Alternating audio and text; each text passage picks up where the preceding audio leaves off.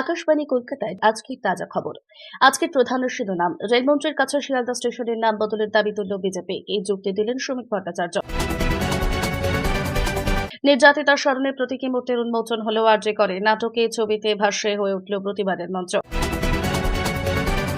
ভর সন্ধ্যাবেলায় বাস্টনির ঘটনাস্থল থেকে গ্রেফতার বিজেপি নেত্রী রুবি দাস। তুমুল বিক্ষোভ, থানায় পৌঁছালেন সিপি। বিপদ শুধু শিরদাঁড়ায়, নানান প্যান্ডেলের শিরদাঁড়ার মডেল নিয়ে আপত্তি, ঠাঁই হচ্ছে আস্তাকুড়ি বা আচ্ছাদনে। বঙ্গোপসাগরে আবারও দানা বাঁধছে নিম্নচাপ, পুজো ভাসবে বৃষ্টিতে।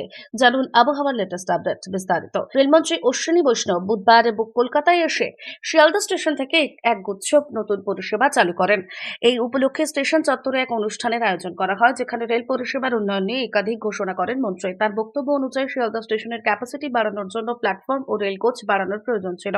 সেই অনুযায়ী এখন শিয়ালদা স্টেশন থেকে দৈনিক 3 লক্ষ অতিরিক্ত যাত্রী চলাচল করতে পারবেন। এদিনের অনুষ্ঠানে রেলমন্ত্রীর কাছে শিয়ালদা স্টেশনের নাম বদলের দাবি রাখলেন বিজেপি নেতা শ্রমিক ভট্টাচার্য। তিনি জানান, শিয়ালদা স্টেশনের নাম বদলে প্রখ্যাত সমাজসেবী এবং ভারতীয় রাজনীতির এক উল্লেখযোগ্য ব্যক্তিত্ব শ্যামাপ্রসাদ মুখোপাধ্যায়ের নামে করার দাবি জানানো হয়েছে।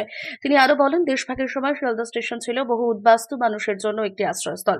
তাদের পুনর্নির্বাসন এবং সুরক্ষা দেওয়ার ক্ষেত্রে শ্যামাপ্রসাদ মুখোপাধ্যায়ের ভূমিকা ছিল অত্যন্ত গুরুত্বপূর্ণ। তাই শিয়ালদা স্টেশনের নাম পরিবর্তন করে তাঁর নামে করা উচিত। রেলমন্ত্রীর উপস্থিতিতে বিজেপির তরফে আনুষ্ঠানিকভাবে এই প্রস্তাব পেশ করা হয়। মন্ত্রী অশ্বিনী বৈষ্ণব জানান, আমি বিষয়টি বিবেচনা করব, সংশ্লিষ্ট দপ্তরের সঙ্গে আলোচনা করব। বিজেপির তরফে আশা করা হচ্ছে শীঘ্রই এই বিষয়ে রেল মন্ত্রক থেকে কোনো সিদ্ধান্ত নেওয়া হবে। উল্লেখ্য, শিয়ালদা স্টেশন ভারতের অন্যতম প্রাচীন এবং ঐতিহাসিক স্টেশনগুলির মধ্যে একটি। 1862 সালে এই স্টেশনের যাত্রা শুরু হয় এবং 1869 সালে মূল স্টেশন বিল্ডিং নির্মাণ করা হয়। কলকাতার পূর্ব অংশে অবস্থিত এই স্টেশন বহু স্মৃতির সাক্ষী। দেশভাগের সময় বহু উদ্বাস্তু মানুষ এখানে এসে আশ্রয় নিয়েছিলেন। সেই ঐতিহাসিক প্রেক্ষাপটকে মাথায় রেখে বিজেপি এই নাম পরিবর্তনের দাবি জানিয়েছে বলেই মনে করছেন বিশেষজ্ঞরা।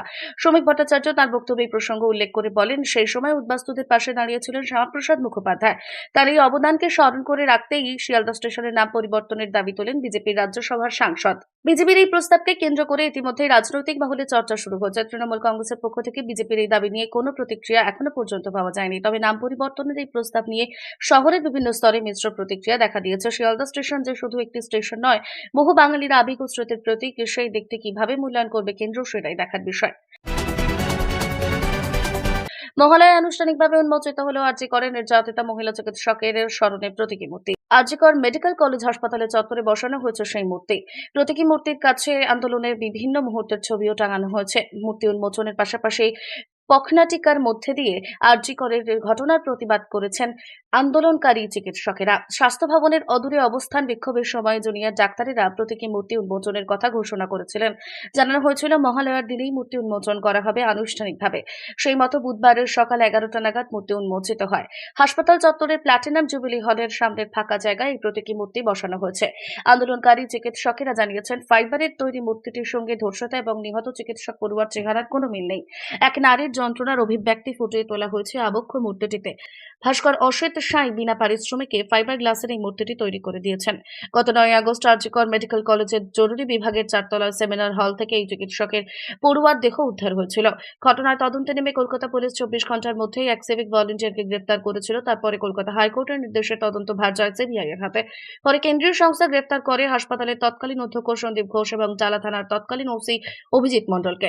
তাদের বিরুদ্ধে তথ্য প্রমাণ লোপাটের অভিযোগ রয়েছে। সন্দীপকে অবশ্যই আগে থেকেই হাসপাতালে দুর্নীতির অভিযোগে গ্রেফতার করেছিল সিবিআই। আরজি কর কাণ্ডে 3 জন গ্রেফতার হলেও জুনিয়র চিকিৎসকদের আন্দোলন এখনো অব্যাহত। বিচারের দাবিতে বুধবার দুপুরেও জুনিয়র চিকিৎসকদের মিছিল রয়েছে কলেজ স্কোয়ার থেকে ধর্মতলা পর্যন্ত। তার আগে আরজি করে উন্মোচিত হল নির্যাতিতা চিকিৎসকের প্রতীকী মূর্তি।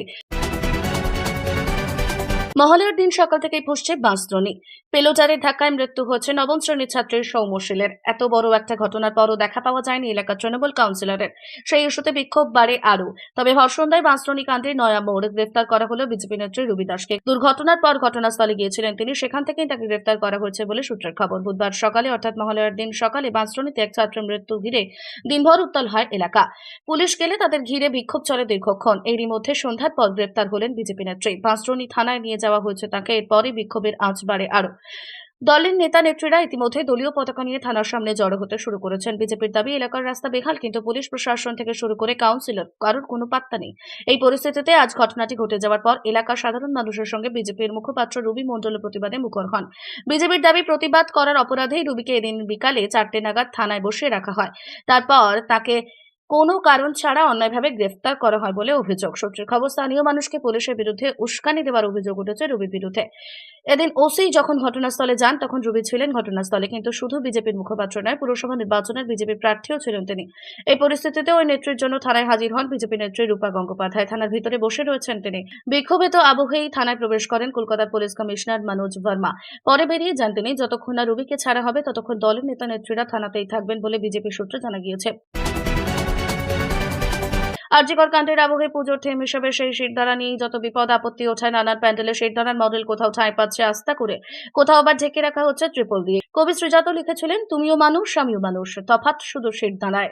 এবারের পুজোয় প্রতীকী শিরদাঁড়াকে থিম করে মণ্ডপ সজ্জার কথা ভেবেছিল শহর ও শহরতলির কয়েকটি পুজো কমিটি। তার মধ্যে যেমন রয়েছে বেলেঘাটার গান্ধী মাঠ ফ্রেন্ড সার্কেল, কেষ্টপুরের মাস্টারদা স্মৃতি সংঘ এবং হাওড়ার সাঁতরাগাছি কল্পতরু স্পোর্টিং ক্লাব। কিন্তু শিরদাঁড়া নিয়ে বিতর্কের আবহে বেলেঘাটার পুজোর সেই শিরদাঁড়া মডেলের ঠাঁই হয়েছে মণ্ডপের পিছনে আবর্জনার স্তূপে।